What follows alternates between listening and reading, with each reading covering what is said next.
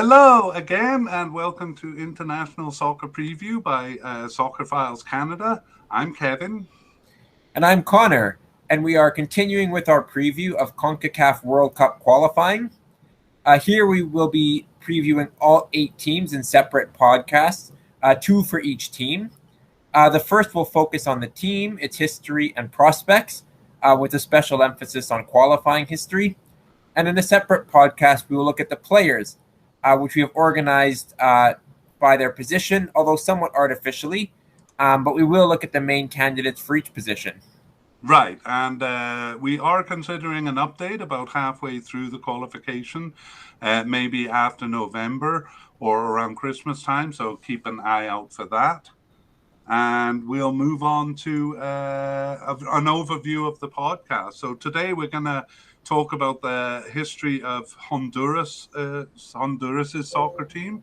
That'll include an introduction of the country by Connor, the long history, an overview of their achievements, their World Cup history, and in this podcast, an emphasis on their World Cup qualifying history, since that's what we're coming up to. We'll also take a quick look at Regional Cup and any other involvements they have, and then a closer look at the 2020 World Cup qualifying, their final round schedule, a bit on their key players, even though we're doing a separate podcast for players. And the third part of the podcast deals with their prospects for reaching the World Cup. So we look at the rankings, their head-to-head record against other teams, and then a discussion about our thoughts on that. So let's move on to an overview of Honduras as a country.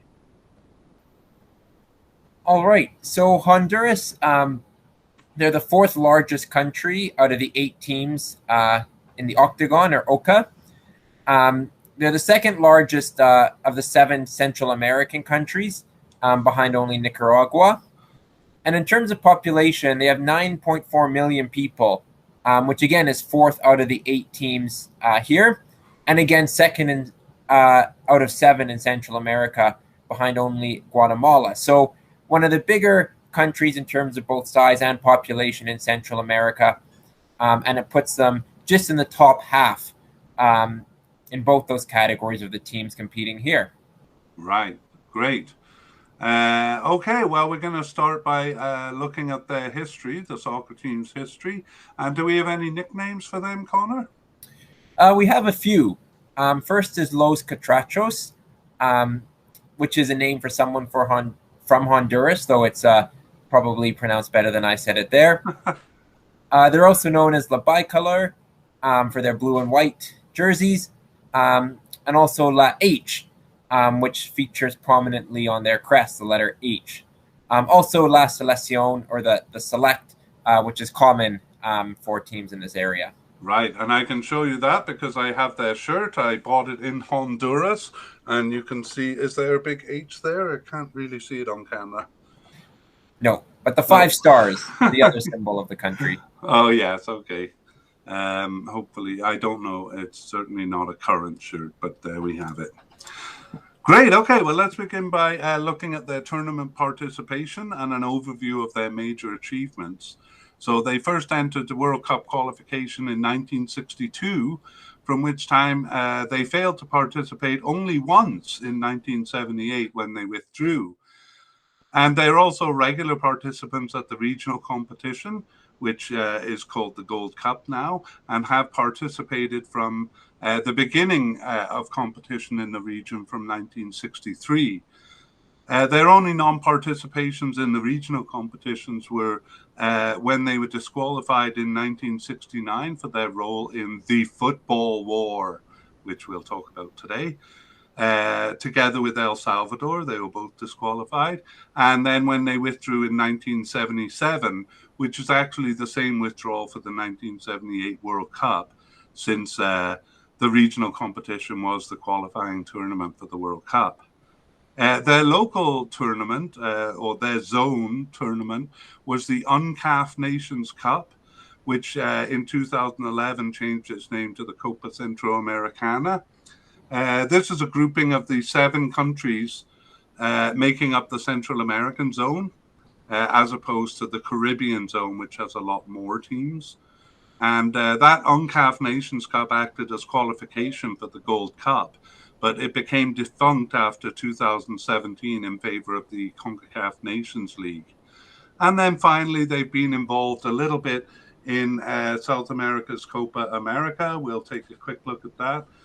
They were involved in 2001, where they finished third, and in 2016, where they were eligible to participate, but they didn't actually succeed in qualifying. So their one appearance, third place, was quite good. In terms of achievement, they've reached the World Cup 3 times. That's their biggest achievement on the world stage. At the regional level, they've only failed to reach the finals 3 times, and they actually won it in 1981. And their local UNCAF tournament in the Central American zone, they won that 4 times, including the last edition in 2017. Yeah, looking a little bit more at those 3 World Cups, they qualified for the finals in 1982 and then twice in a row in 2010 and 2014. There they had more success than their rival El Salvador, who when they appeared in 1970 and 1986 were kind of embarrassed. For Honduras, they earned ties against Spain and Northern Ireland in 1982.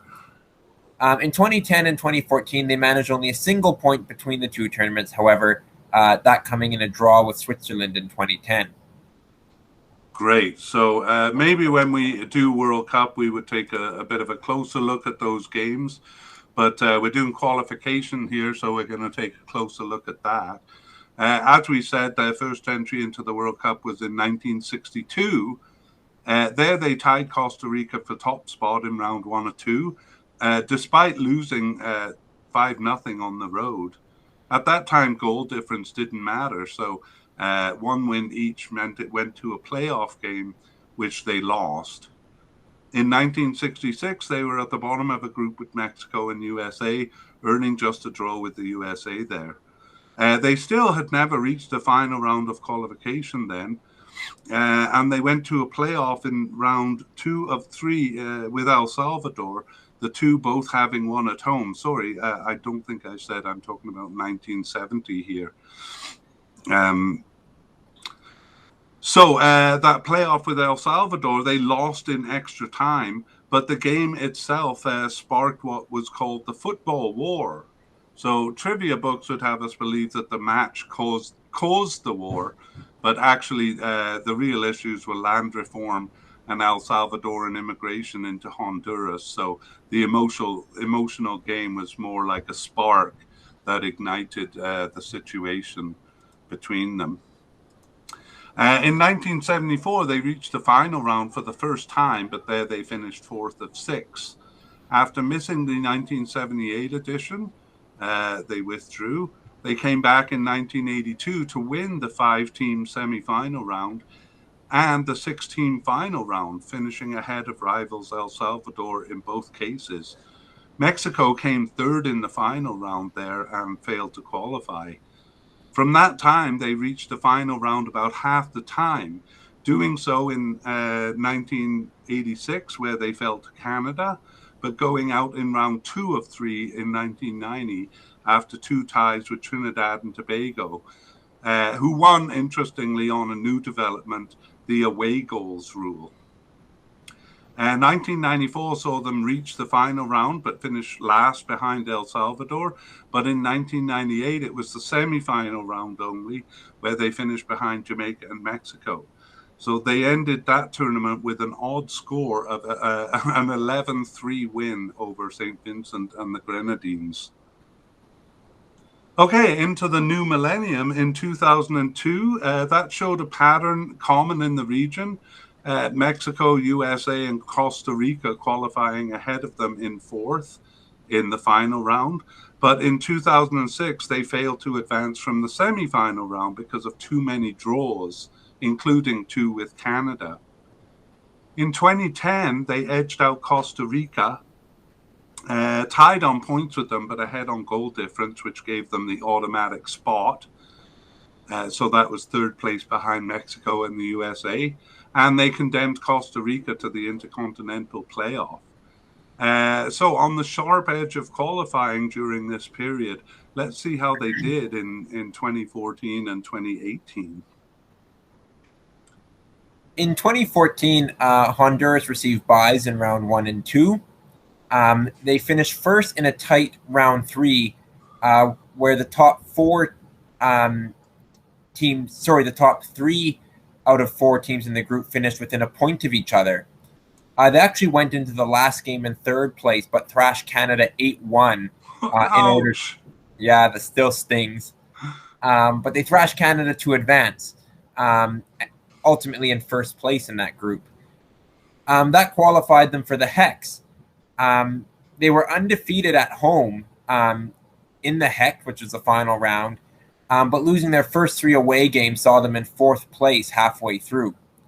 However, a win in Mexico seemed to be the decisive game for a 3rd place finish that secured the last automatic advancing spot, which they achieved by going undefeated in their last 3 games after that win against Mexico, who ultimately finished 4th. Right, nicely explained. So actually they bested Mexico there, kind of condemning them to 4th place, eh? Yes, very solid, and ended up being the team that they finished a place above. So those crucial 4 points against Mexico, really the difference. Great. Moving on to the 2018 World Cup. As one of the top 6 ranked teams in the region, they received a bye straight through to the 4th round of 5. That put them in a 4-team group stage, which started off poorly with a loss in Canada and a loss at home to Mexico, followed by a tie in El Salvador. Things were looking grim, but they beat both Canada and El Salvador at home, and the draw in Mexico assured advancement to the final stage, where they finished finishing a point ahead of Canada. However, they took that unconvincing performance into that final round, where they also started poorly and finished well. A loss at home to Panama, coupled with a 6-0 loss in the United States and a 3-0 loss in Mexico, again made their chances look slim. However, they were undefeated at home after the opening loss and went undefeated in their final 3 away games. 2 ties with Costa Rica and a late home draw with the United States put them in contention. The final set of games was dramatic, and their win over Mexico, combined with the United States' shock loss in Trinidad, saw them claim the Intercontinental Playoff spot at the expense of the United States. They tied the home leg of that playoff with Australia, but lost the away leg to fall just shy of qualifying for the World Cup.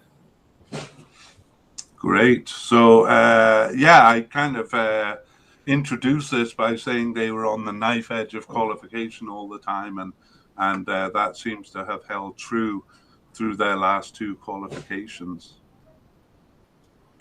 All right, well, moving on to regional history. Again, we'll kind of keep it brief this time until we actually have a podcast where they're going into a Gold Cup.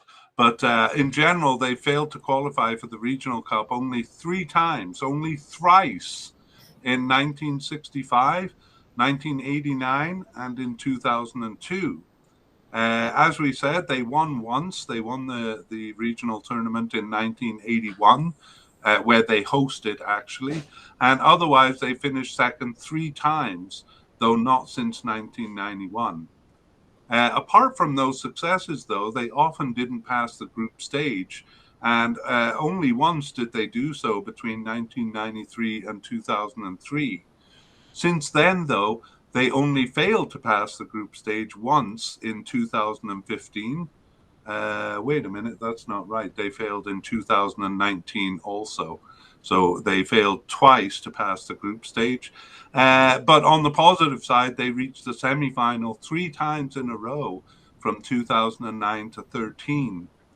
In 2017, they relied on an awarded win in one of the games. They actually, I think, tied originally.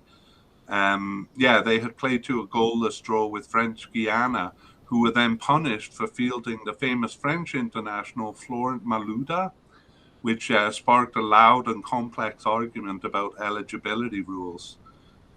And now, I said they made it 3 times to the semifinals from 2009 to 13. So let's take a closer look at the more recent tournaments and see if they've made it back to that level. All right. So starting with 2019, they qualified automatically, given that they were competing in the Hex at the time. So all those 6 teams automatically made the Gold Cup.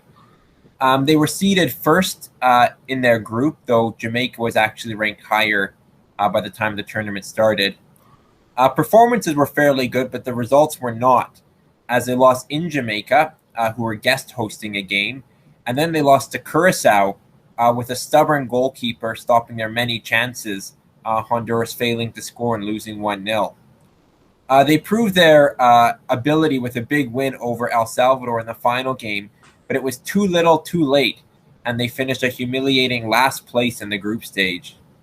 Yeah, that's a pretty poor result. That last game, though, that was one of the best games I've ever seen Honduras play. They were very impressive. Winning that game 4-0. Yeah. Okay, how about 2021? So they qualified for 2021 through the Nations League. In that Nations League, apart from a draw in Martinique, they won all their games. Trinidad and Tobago were the other team. So they finished atop their Nations League A group and qualified directly for the Cup. They started the tournament itself with a 4-0 win over Grenada, although the scoreline flattered them as 2 of their goals came late. A comeback win over Panama was followed by a loss to Qatar, which meant they finished second in the group. Finishing second paired them with Mexico in the quarterfinal, and ravaged by injuries and COVID, they lost the game 3-0. In a game, I think the Mexicans were probably capable of running up the score, but seemed a little bit reluctant to do so against a really depleted Honduras team. Yeah, and we'll kind of take a look at some of the players that were involved, or more to the point, not involved in that game. But yeah, they seem to actually do not too badly against Mexico. So they might have done, probably not won, but they might have done okay if they hadn't had those problems. Okay, in closing with their history, we'll take a quick look at the UNCAF Nations Cup. They're among the top teams in the Central American region, with Costa Rica sometimes edging them out, and El Salvador at a similar level, and Panama in recent years was at a similar level too. But Honduras is really the first or second team overall. Honduras won the UNCAF Cup in 1993 and 1995, and their third win came in 2011. So they had poor performances, either failing to pass the group stage or finishing 5th in a few of the cups in 2001 and 2007. Anyway, there's not a lot of reason to talk about this because it's a defunct thing, but it used to be the qualifier for the Gold Cup. And they finished well, winning it in its last edition in 2017. Okay, so in general, their strong period was around 1982, where they reached the World Cup and also won the Regional Cup. They were pretty inconsistent in the 90s. They did well in the UNCAF Nations Cups, but they didn't pass the group stage in the Gold Cups.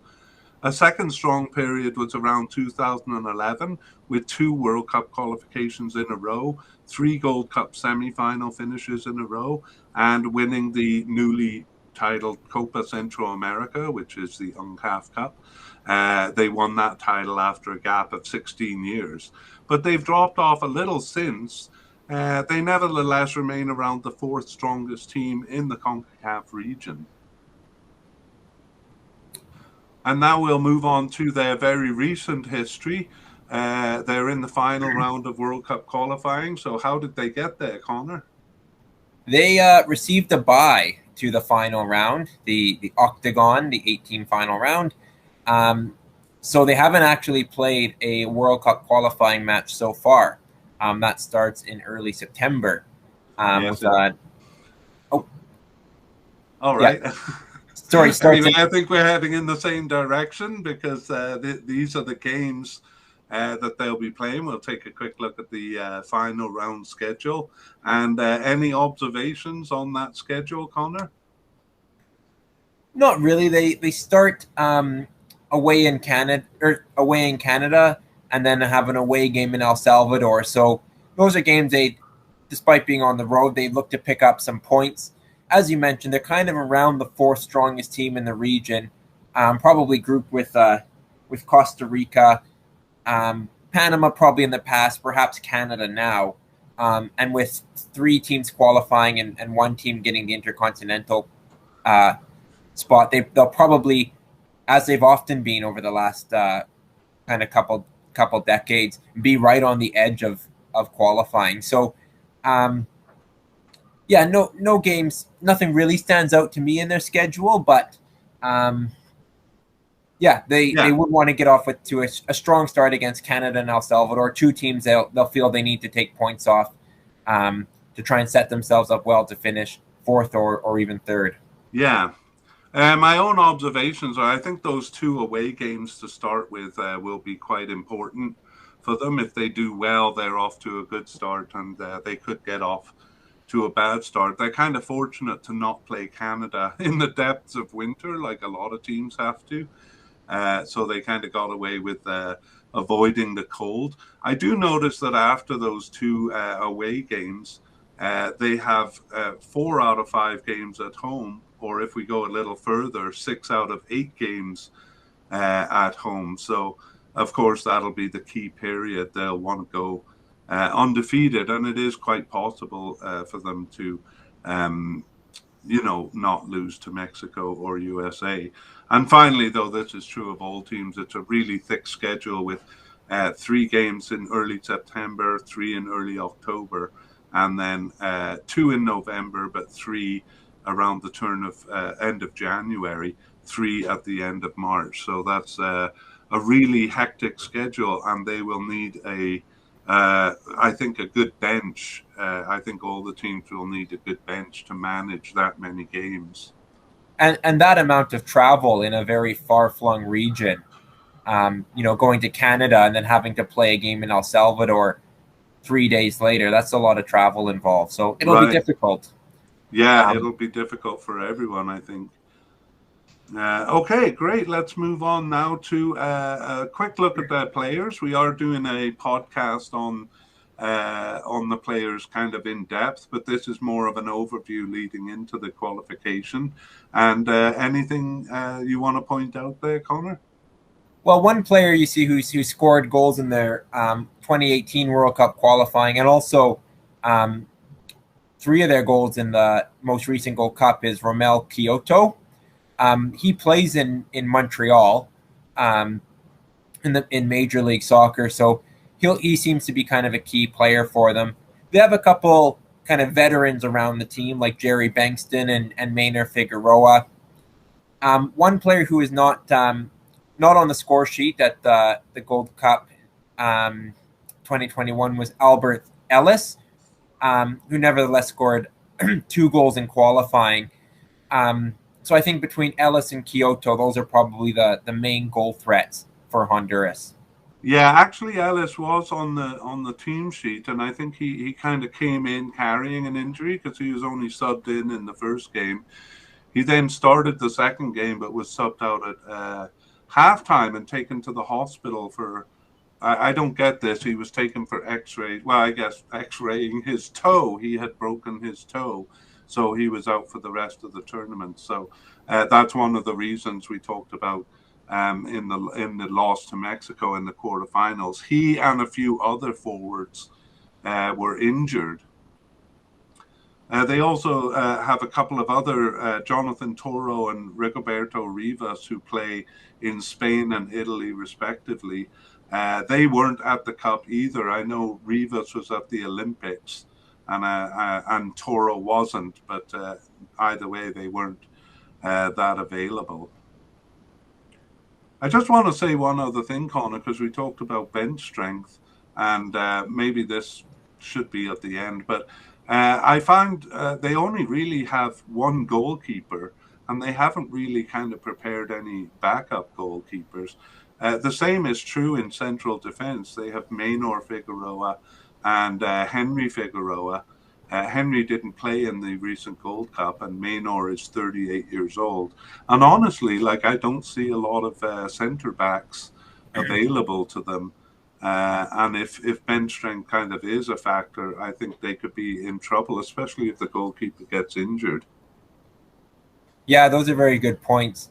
I mean, I think injuries are almost inevitable with the amount of games they play in such a short amount of time. So I agree that bench strength will be important. And I also agree with your point that Honduras are a little bit thin at the back. Yeah. Anyway, that was probably supposed to happen, that discussion at the end of the podcast, but we kind of jumped in a bit too soon. That was my fault. But anyway, let's take a look and see where they rank in the region and what their prospects are as we move into the third section of the podcast. And can you tell us about that? Yeah, so Honduras are 61st according to FIFA and 63rd in the ELO ranking. So very similar in both. That puts them as a sixth-ranked team in CONCACAF according to FIFA, and the fifth-ranked team among CONCACAF nations in ELO.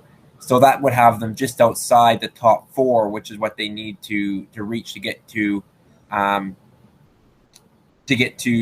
qualify for the World Cup, or at least get to the Intercontinental Playoff. Yeah, they would have to overcome, do better than those rankings suggest. Yeah, outperform their rankings. Right. They've kind of been in the 60s to 50s in both systems for the last couple of years, so they haven't moved very much. But they were higher, of course, during that good spell when they qualified for 2 World Cups between 2010 and 2014, reaching a high of 33rd overall in both systems. Yeah, but their results in the Gold Cup kind of reflect these figures a bit more. Yeah. Okay, well, we'll take a look at their head-to-head record against the other teams in the region. And firstly, Canada. So they have a winning record against Canada with 7 wins, 5 ties, and 5 losses. That's a fairly even record.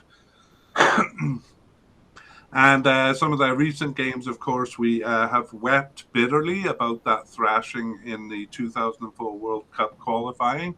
But it should be noted that Canada did tie them in the first leg of that set. In 2017 Gold Cup, they also tied 0-0. And in 2018, kind of their typical run with Canada is a loss at home. Sorry, a loss away and a win at home. And that's pretty typical between the two. Moving on to Costa Rica. To my surprise, actually, they have a winning record over Costa Rica. Again, it's pretty even. It's 18 wins, 10 draws, and 15 losses. They have played a lot of games because they basically met in the UNCAF Nations Cup every 2 years. In recent qualification, though, they exchanged home wins in 2014 World Cup. They tied in the 2017 Copa Centro America, the final one there at the group stage. In the Gold Cup group stage, Honduras lost.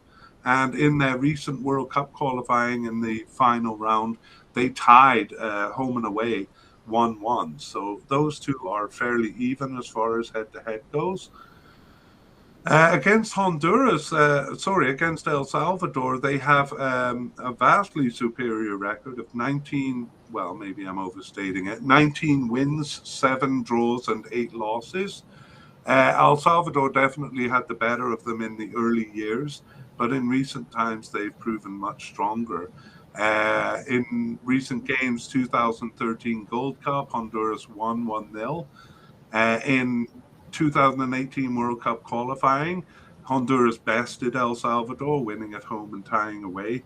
And then in the 2019 Gold Cup, they won 4-0. 4-0 in that pretty spectacular game that we talked about. Yeah, Honduras have won 9 of the last 12 against El Salvador, so they've they've been dominant, certainly in recent years. Yeah, that's pretty impressive. And yeah, all of those losses, I think 5 of them came between 1963 and 1981. So really, they've only lost 3 times to them since 1981. Moving on to Jamaica, they have a fairly even record, but Honduras has the edge with 8 wins, 3 draws, and 6 losses. I put the 1991 Gold Cup group stage there because they won that 5-0, so a big win for Honduras there. It's usually closer than that, though. In 2014 World Cup, Honduras bested Jamaica, winning at home and tying away. But in 2019, Jamaica got the better of them. They lost 2-3. They lost 3-2 to Jamaica. So still pretty close there. As expected, they have a losing record against Mexico, and that is 6 wins, 7 draws, and 16 losses. So actually not as bad as most teams. But recently they have struggled with Mexico. They actually bested Mexico in the 2014 World Cup, which we saw, condemning Mexico to 4th place. But they lost in the 2017 Gold Cup quarterfinal. And in 2018 World Cup qualifying, we saw they lost at home, but actually tied away. I thought they won that away leg, didn't they? That final 3-2 win over Mexico, which put them in and the US out. That was at home. Oh, okay. But it was a win. Maybe a mistake there. Maybe we'll check in. Can you check and see if that would mean they bested Mexico in that qualification? I'll move on. They recently lost to Mexico in the 2021 Gold Cup quarterfinal. Okay, and moving on to Panama. They have 15 wins, 7 draws, and 8 losses. But Panama have actually gotten the better of them in recent times. In 2015, in the Gold Cup group stage, they tied. 2018 World Cup qualifying, they lost it at home and tied away. So Panama bested them there. And in 2021, just recently, they beat Panama in the group stage 3-2. But recently, between, I would say, about 2009 and 2015, they failed to beat Panama. I think it was a run of about 8 games. But then recently they've started winning again. Finally, their worst record is against the USA. They have just 2 wins, 2 draws, and 13 losses. And that plays out in recent times too, where they lost, back in history, they lost the 1991 Gold Cup final to USA on penalties. More recently, they lost the 2013 Gold Cup semifinal 3-1, and they lost in the 2015 Gold Cup group stage. And then we saw in 2018 World Cup qualifying, they were thrashed by the USA 6-0, and then but in the home leg managed to tie them. So that was one of the few times they got points out of the USA. Yeah, and just to clarify with Mexico, they did in fact beat Mexico 3-2 in 2018 World Cup qualifying. And it should be noted, actually, that Honduras have beaten Mexico in 2014 and 2010 World Cup qualifying as well. So in those important games, they do well. Yeah, I mean, a lot of people kind of think Mexico and USA are unassailable, and we'll check into that when we take on when we do those teams. But they're certainly not, and teams like Honduras can take some points off those big teams. Okay, well, we have looked for odds online to see what the bookies think, but we can't find any. So we'll just move on to a discussion. Connor, do you want to take it away? How do you think Honduras is going to do? Yeah, we touched on it earlier. They're often on the edge of qualifying, typically behind the United States and Mexico, and often behind Costa Rica as well. Um, I see them being competitive, kind of with Costa Rica and Canada in particular. So, and I see those three teams occupying third, fourth, and fifth. So that would be an automatic spot, a playoff, and failing to qualify. So I think they'll be competitive with those teams. I think they'll be right around that third to fifth area. Um, yeah, how do you see Honduras? I gotta say, I was thinking that way too before I kind of created the players file. And as I mentioned earlier in the podcast, I really think this could be challenging to them. I mean, they're already kind of challenged with injuries to their forwards. So I don't know if guys like Albert Ellis and Michael Chirinos are going to be fit for the September games here. And then there is that worry that they kind of rely on one goalie and two centre backs. They have a couple of guys who can step into the defensive role, but given the number of games that are being played, I mean, Maynor Figueroa is 38 years old, so I don't know if he'll be able to handle, 3 games in the space of, I think, 6 or 7 days. Mhm. Do you then see Honduras getting kind of sucked into the bottom half and perhaps in a scrap among perhaps the bottom teams in the Oka? Yeah, I mean, of course, there's a possibility that they could finish, I would say, fourth for the intercontinental playoff spot. But I think Canada is too strong. And I think it's more likely that they will struggle with El Salvador and Panama than they will challenge, especially Canada, who are looking very bright. Maybe that's a bit of a hopefulness on my part because they always seem to manage. But at a strong point, they were on the edge of qualifying. And I think in terms of players, they're not at a strong point. We saw that in the rankings. We see that in the Gold Cup. I don't think they're really third or fourth in the region at this point. Right. Yeah, despite doing well in World Cup qualifications in 2010 and 14 when they qualified and they reached a playoff in 2018, I don't think they have the team that they've had at some times in the past, particularly those World Cup qualifications. So I see it being a bit more difficult for them. I still see them being strong at home.